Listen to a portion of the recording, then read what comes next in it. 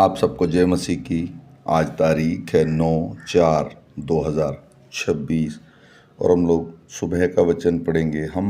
पढ़ेंगे लूका की पुस्तक में से उसका 10 अध्याय और 1 से लेके 24 वचन तक। इन बातों के बाद प्रभु ने 70 और मनुष्य नियुक्त किए और जिस जिस नगर और जगह को वह आप जाने पर था वहाँ उन्हें दो दो करके अपने आगे भेजा।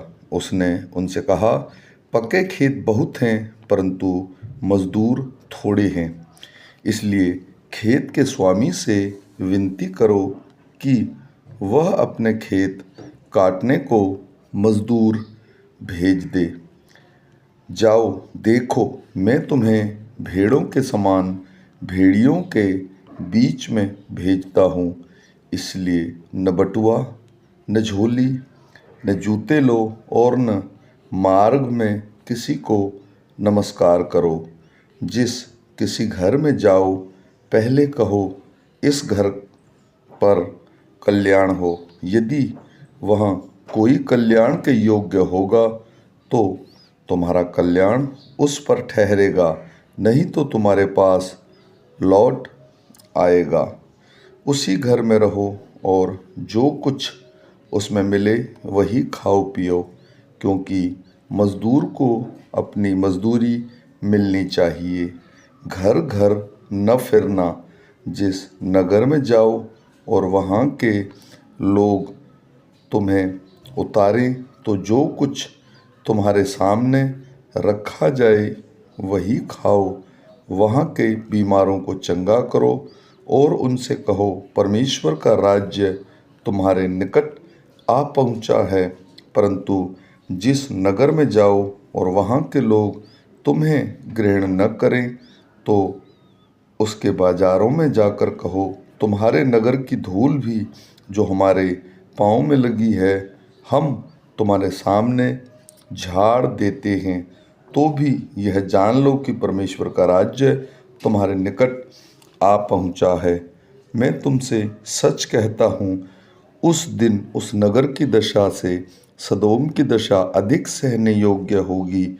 हाय खुराजीन, हाय बैतसैदा, जो सामर्थ के काम तुझ में किए गए यदि वे सूर और सैदा में किए जाते तो टाट ओढ़कर और राख में बैठकर वे कब के मन फिराते। परंतु न्याय के दिन तुम्हारी दशा से सूर और सौदा की दशा अधिक सहने योग्य होगी। और हे कफरनहूम, क्या तू स्वर्ग तक ऊंचा किया जाएगा?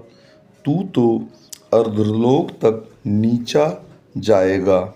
जो तुम्हारी सुनता है वह मेरी सुनता है, और जो तुम्हें तुच्छ जानता है वह मुझे तुच्छ जानता है, और जो मुझे तुच्छ जानता है वह मेरे भेजने वाले को तुच्छ जानता है।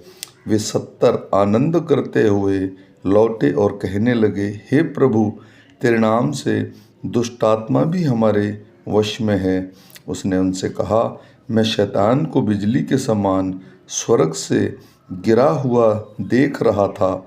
देखो, मैंने तुम्हें सांपों और बिच्छुओं को रौंदने का और शत्रु की सारी सामर्थ पर अधिकार दिया है, और किसी वस्तु से तुम्हें कुछ हानि ना होगी। तो भी इससे आनंदित मत हो कि आत्मा तुम्हारे वश में है, परंतु इससे आनंदित हो कि तुम्हारे नाम स्वर्ग पर लिखे हैं।